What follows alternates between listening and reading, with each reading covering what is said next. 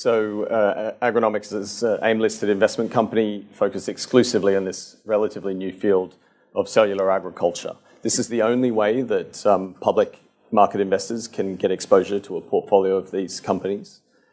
We've raised £135 million to date. As you heard, our market cap is below that and below our net asset value. Very frustrating, but there's a lot of value to be had. And our portfolio really speaks to the breadth of disruption that is coming to conventional agriculture.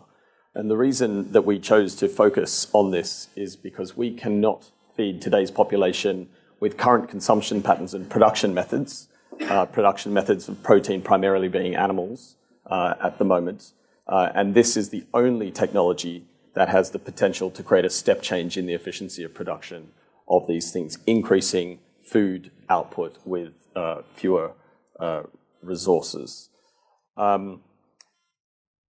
People often blame the growing population for the growing greenhouse gas emissions associated with our food production system.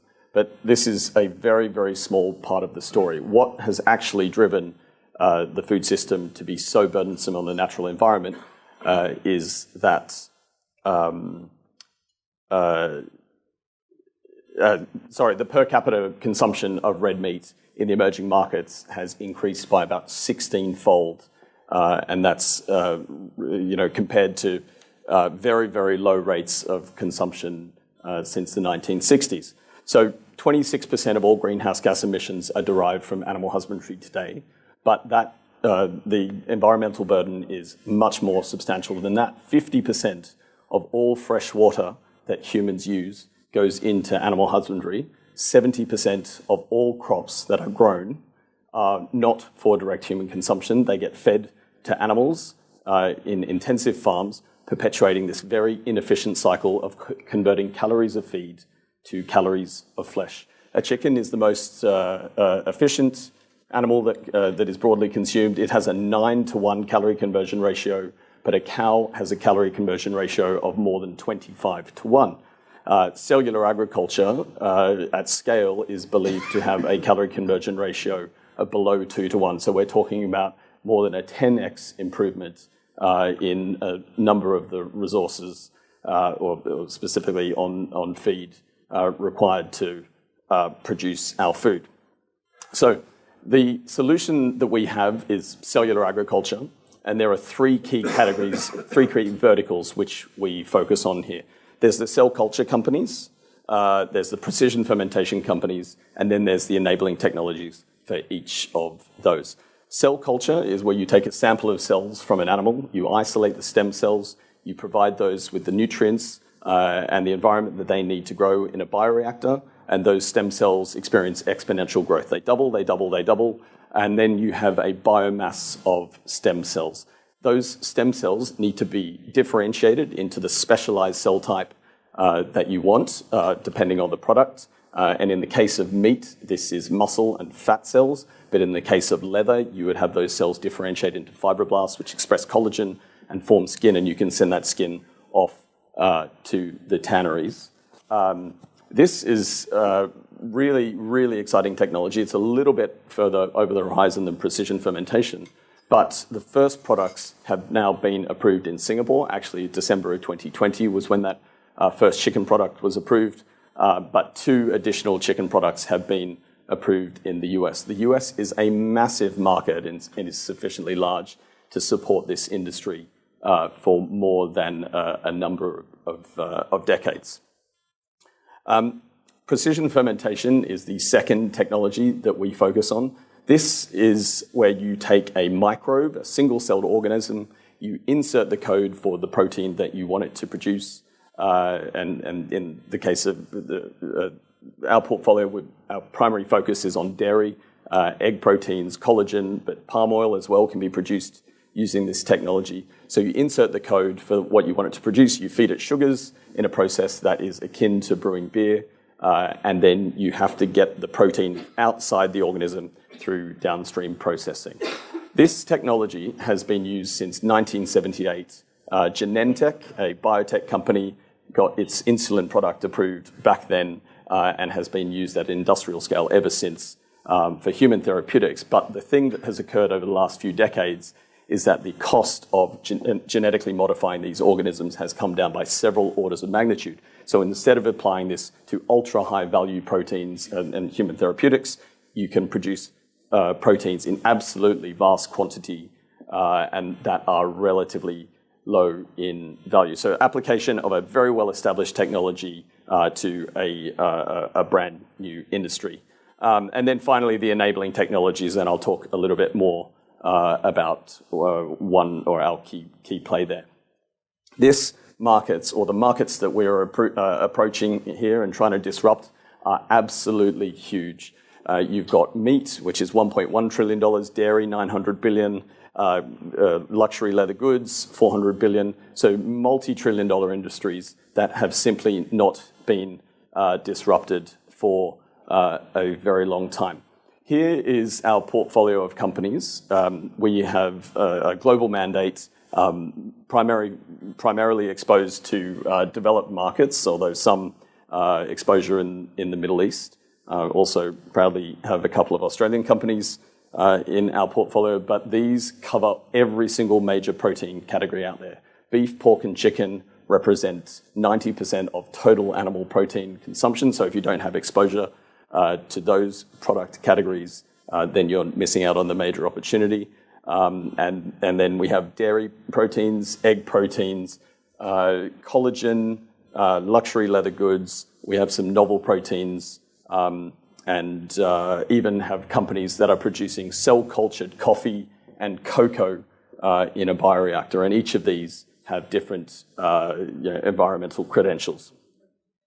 Here we have some example products. I have had the opportunity to try all of these products and can tell you that unlike their plant-based counterparts, you may have heard of Beyond Meat and Impossible. That is absolutely not what we are investing in. Those are products that are trying to get mimic the sensory profile of meat. What we are producing is using biotech and producing products that have the exact same sensory profile, nutritional profile, and so forth. So I've had the opportunity to try all of these products and can tell you that I believe these products are good enough to get consumers coming back time and time again, which has not been the case for the plant-based alternative proteins. You have seen a massive value destruction in these companies. Beyond Meat had a market cap of $14 billion. Today it's trading at about $450 million. And unfortunately, investors have got in their minds that we are going to suffer from the same fate where consumers do not come back for repeat purchasing. But the plant-based products are now in category decline, but we are going to prove that those businesses, or our businesses, have a much, much better business model and particularly sustainable, defensible intellectual property that is proprietary to our companies. So I mentioned that the first products have begun to be approved in a number of jurisdictions. The meat products are already approved. The dairy proteins produced using precision fermentation have been approved in the US, in Singapore, in India, in Dubai. Australia has also approved the first products. Shortly, we believe that South Korea and Japan are going to be fast followers. Unfortunately, Europe is a million miles behind. The regulatory position of EFSA is that these products are genetically modified, which is not really the case. They do use some genetic modification as a tool to get there. But the other challenge that Europe has is that energy prices are very, very high. So even if you had regulatory support, the cost of producing these proteins is relatively energy intensive, still a substantial reduction on the energy required if you're using animals, but it's going to be decades probably before Europe approves these. So I want to draw an analogy with what's going on in this field. In 2017, the Paris Climate Agreement came into force, and since then, $2.6 trillion has been spent on renewable energy, yet only 1% of total energy production is derived from renewables. We are going to follow a similar path where these large markets, beef, pork, chicken, dairy, etc., are growing at 1 or 2% per year, and we are just trying to keep up with the production, or with the increasing demand. And the first 100 facilities in any of these protein categories are not going to come close to offsetting that 1% growth rate. And that's why we really have a problem, and this is the only technology that has the potential to create that change in efficiency of production that we so desperately need. There are a relatively limited number of companies in this field, and that is why our portfolio is pretty much complete for the most part. We've screened all 500 companies in our universe. We've spoken with them. We've been in the data room of most of them, and that is how we have ended up with our portfolio of right here. Now, I am going to talk you through, here's the percentage of the portfolio as it currently stands in terms of uplifts. One of the reasons that we're trading at a discount to NAV is obviously terrible market conditions, but obviously all our peers, investment companies and trusts that have market caps below £500 million, they are all trading at discounts that are even more substantial than us. And that is because there is a significant concern in the market that these companies which are private, where there is very limited or intermittent price discovery, are going to go down in value. More recently, as in since summer, we have managed to get a number of our companies funded, 30 million plus rounds, and those are very, very difficult to get done in this environment. But those have been done at really material uplifts. So the value of our portfolio, our net asset value is 16.47p, as stated at 30th of September. We believe that the intrinsic value is actually moving higher rather than lower, compared to, which is the opposite of our peers. Meatable is a company where we put a further 4 million euros in. That was our fourth investment. Agronomics led that round. This is a Dutch cultivated pork company. In our view, this has the best technology in the entire field. It is likely to get approval for its pork product in Singapore midway through next year. This company focuses on induced pluripotent stem cells in order to produce its meat, and its differentiating technology is an exclusive license from a human therapeutics company, which allows for the very rapid and 100% efficient differentiation of its stem cells into the somatic cell, the specialized cell type that you would want, which is muscle and fat. We've got some of the most sophisticated biotech investors in the world, Section 32, Rick Klausner, and Blue Yard in there with us, and DSM, which is the Dutch food science company. Very, very exciting. Keep your eye on this company. Hopefully you'll be able to taste these pork products soon. I'll come back to that one. Blue Nalu is very exciting. This is a cultivated bluefin tuna company. Recently received a $20 million, or $33 million in total, but 20 million of that came from NEOM. NEOM is the very ambitious Saudi project where they're building a brand new sustainable city in the middle of the desert. They signed an MOU with Blue Nalu, and what they really want to do is build factories in the desert that are going to produce bluefin tuna at an industrial scale.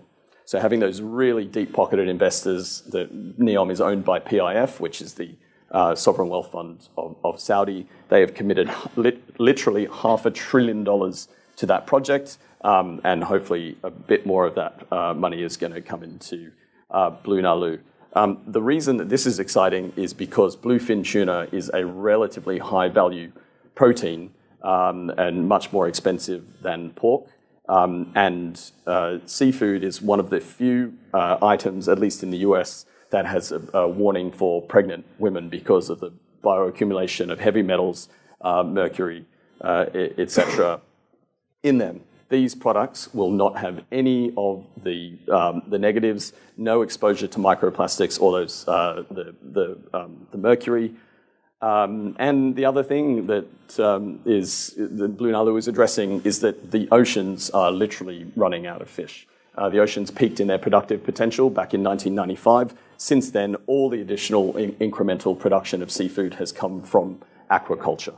And just one more anecdote. McDonald's first served the fillet of fish back in the 60s.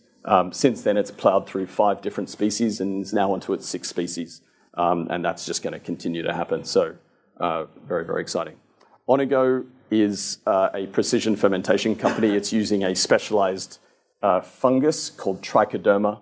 As I mentioned, you genetically modify that organism. You insert the code for albumin, which is the key protein that you find in egg white, about 50% by weight.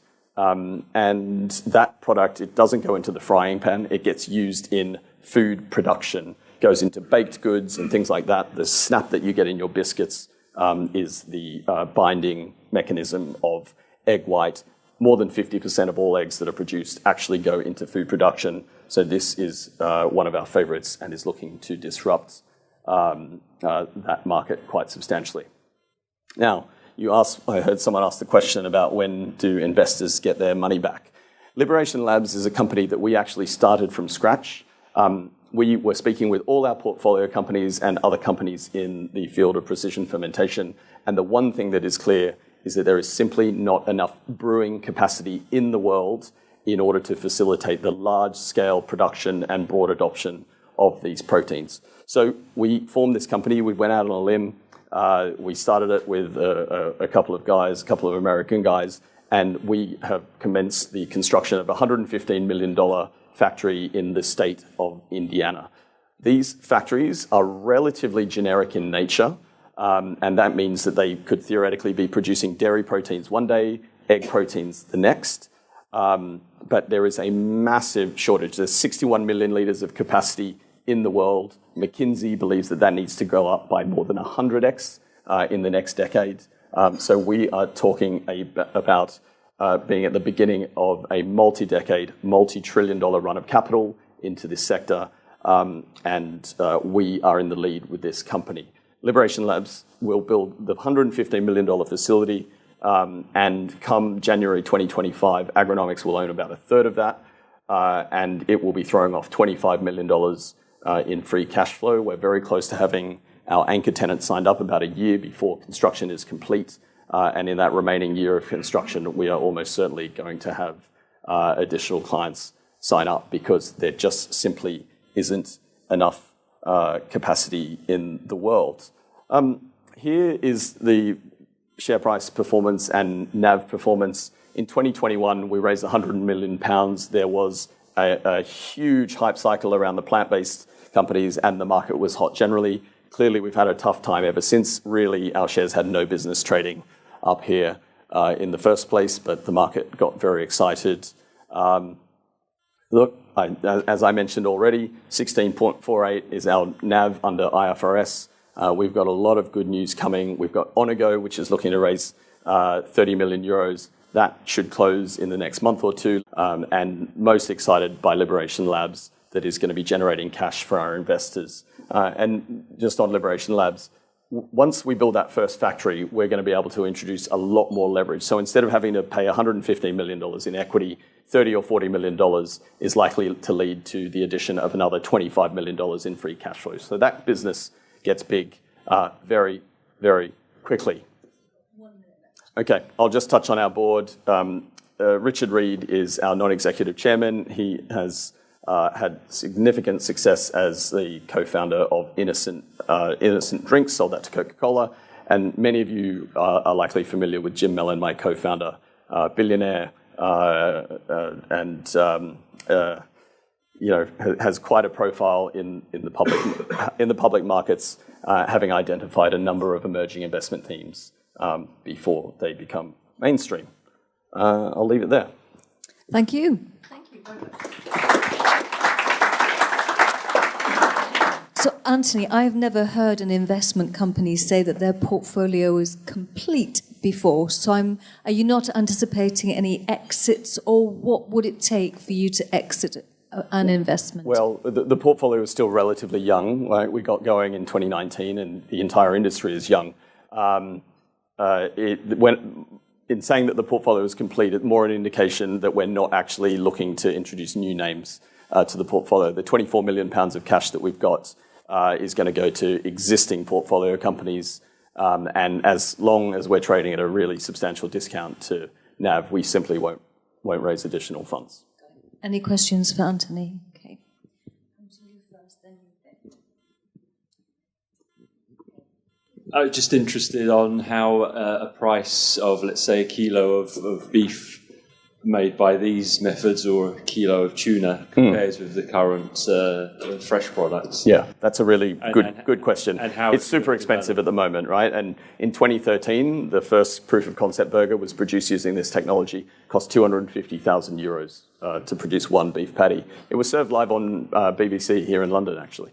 But look, today it's about 9 euros per beef patty, at least for that company. That's still 20 to 30 times more expensive than it needs to be competitive on supermarket shelves. And, make no mistake, we do not believe that this industry will have the impact that it needs to unless we hit price parity with conventional production methods. Anyone who tells you anything other than that is living in a fantasy land.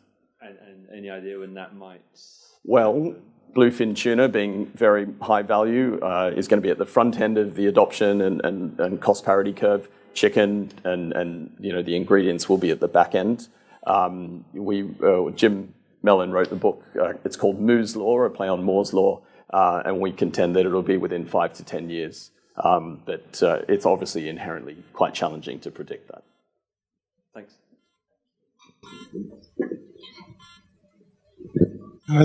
You showed the graph of the decline of the share price from 2001 to today.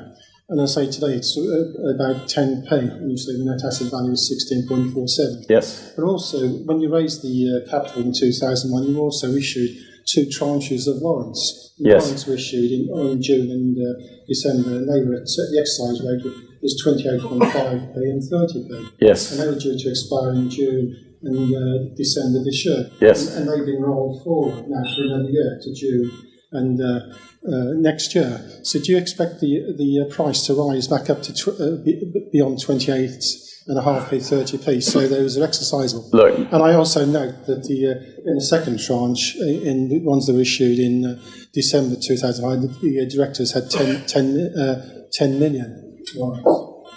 Yeah, look, I mean, it would be amazing if the shares got back up there. I think that it's pretty unlikely. I did a non-deal roadshow about a month ago, and there is no optimism in the UK small cap markets, full stop.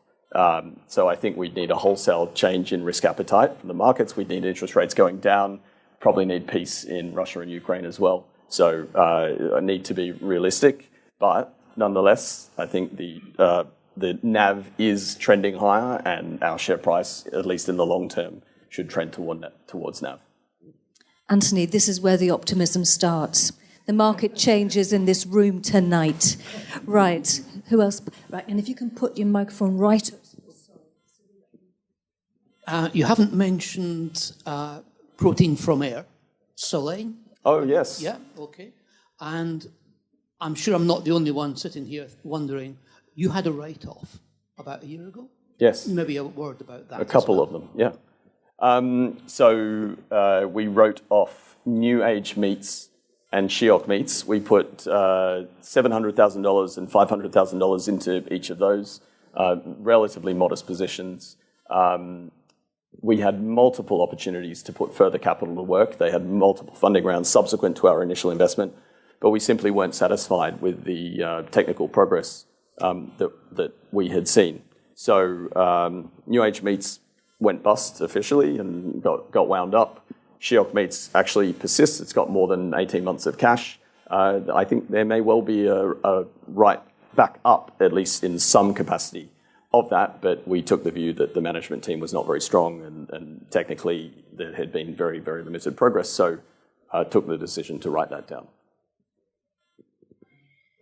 Yeah. But not throwing good money after bad is obviously pretty critical in venture investing, but certainly the intention is to double down again on those companies that are showing a lot of promise, like Liberation Labs, Blue Nalu, Meatable, etc. This is a question about your input costs for growing these meat cells. I'm wondering what it is you feed the things on, and I imagine that must be quite expensive. I don't know. Well, okay, so cell culture, you feed them carbohydrates, amino acids, vitamins, minerals, and then you need growth factors. Those growth factors are relatively expensive if you derive them from a product that's called fetal bovine serum. Most of the companies in the field have actually removed the need for those animal products. So hence the 250,000 already down to €9. In the case of fermentation, like beer brewing, you need to feed the organisms sugars, but power, labour and sugar are 25% each of the operating costs of a large-scale facility. In Indiana, we're talking about 7 cents per kilowatt hour. In Europe, as I mentioned, it's very problematic. It's about 15 cents, which makes it not economically viable. But sugar and labour are the other key inputs. Anthony, finally, those products that you tasted, were they delicious? They were exactly as you would expect. It's quite a... yes or no? Were they delicious? They were. They absolutely were. But it's quite a letdown because it's quite exciting having the opportunity to try them, and then you realise that, it's just a pork sausage. So, Okay, would you eat them again? Absolutely, I would. Okay, thank you, Anthony. Thank you.